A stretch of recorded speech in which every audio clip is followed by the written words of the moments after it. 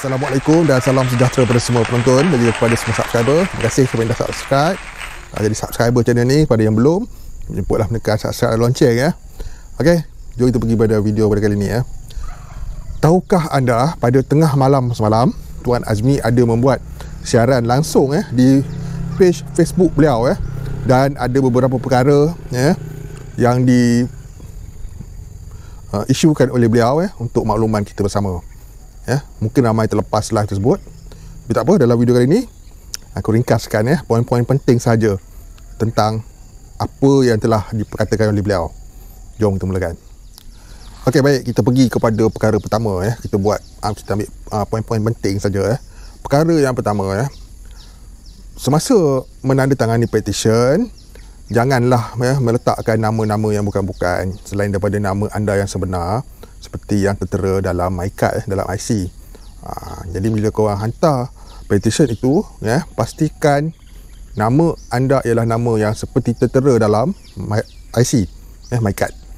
Janganlah kita bubuh nama John Rambo ke, ataupun nama kita Junaidah kita bubuh Ju, contohlah kenalah bubuh nama seperti dalam IC, termasuklah bin ataupun binti. Perkara itu dijelaskan oleh beliau dalam sesi live. Itu perkara yang pertama. Okey. Dan perkara yang kedua tentang hanya bersasar. Kena faham maksud bersasar itu. Apa yang dimaksudkan dengan bersasar? Okey. Yang bersasar itu bermaksud seperti yang 4 perkara dalam tuntutan tersebut jadi kita kena fahamlah apa yang dituntut dalam memorandum dalam petition tersebut. Jadi ianya hanya pada golongan-golongan yang macam tu saja.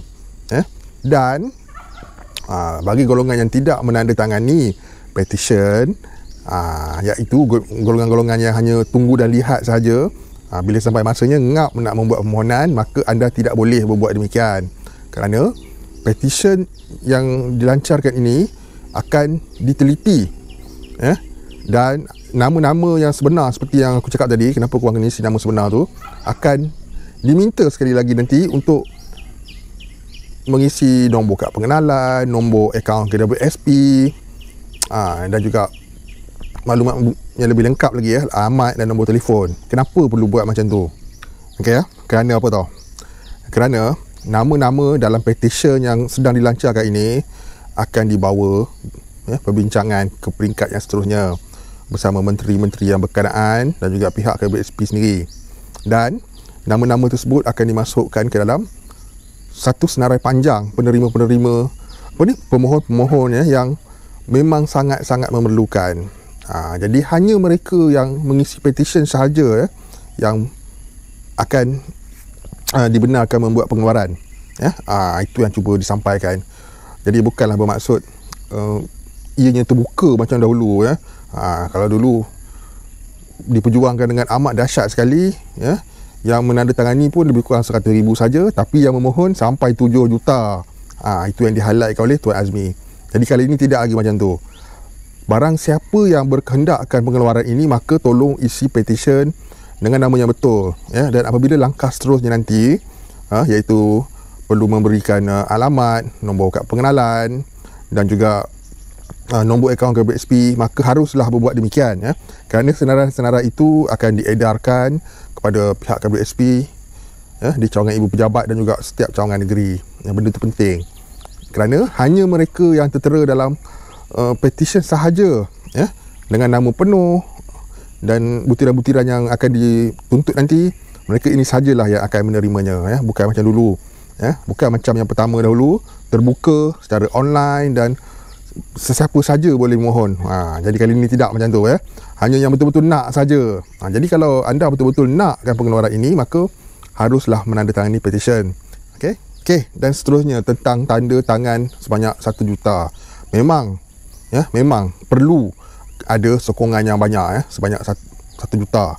Tetapi seandainya petition ini tidak mencapai 1 juta maksudnya tak sampai 1 juta lah, maka yang tak sampai 1 juta itulah yang telah menandatangani, itulah nama-nama yang akan dibawa ke tengah untuk menerima, untuk dibincang, untuk diberikan pengeluaran tambahan seperti 4 tuntutan yang disebut 4 tuntutan tu aku tak payah sebut lah ya, sebab korang boleh semak di petition ya.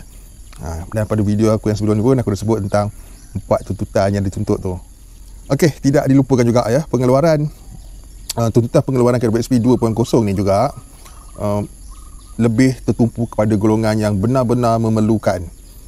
Pendek kata, kalau golongan itu golongan T20 sebagai contoh hidup okey, kerja okey, stabil, tiada keperluan untuk korang untuk buat pengeluaran ya, itu dah cerita dia. Dan tak perlulah nak sign. Kalau nak sign tu bolehlah sign untuk beri sokongan, tapi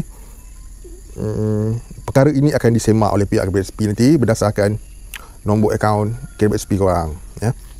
Jadi bagi golongan yang betul-betul memerlukan, sila tanda tangani ya. Walaupun tak cukup 1 juta tanda tangan, itu tidak menjadi soal sekarang ni ya, kerana kalau sikit yang menghantar petition ya, benda itu tetap akan diteruskan, dan hanya yang mengisi petition itu sajalah yang akan diketengahkan nama mereka untuk diberikan pengeluaran khas ya, yang aku maksudkan. Itulah maksud bersasar ya. Bersasar itu bukanlah bermaksud kan, tapi bermaksud 4 perkara tu ya, yang diperjuangkan dalam petition itu, itulah yang dimaksudkan dengan 4 perkara tu. Dan macam aku cakap tadi ya, tak ada istilah tunggu dan lihat. Sesiapa yang hanya tunggu dan lihat, bila ada peluang ngap, anda silap besar, kerana anda perlu mengisi petition dengan nama yang betul. Okey, jadi dalam video kali ni aku pun dah banyak kali aku letak link petition, tapi macam orang tak ambil port je. Tapi itulah, untuk kali ni aku letak lagi lah dekat ruangan komen video ni, aku pin di atas sekali. Tolong klik sokong dan semoga korang akan dapat pengeluaran wang ni walaupun perjalanannya masih jauh belum ada kepastian 100% tuntutan ini akan terlaksana, tapi ini ialah satu ikhtiar, satu langkah pertama kerana data-data ini penting untuk Tuan Azmi bawa ke tengah, untuk jumpa dengan menteri apa semua perlukan satu kekuatan sokongan, dan juga banyak perkara yang beliau perlu buat lagi Jadi itulah dia, kita bantulah Tuan Azmi dengan cara membantu beliau untuk membantu diri kita semula.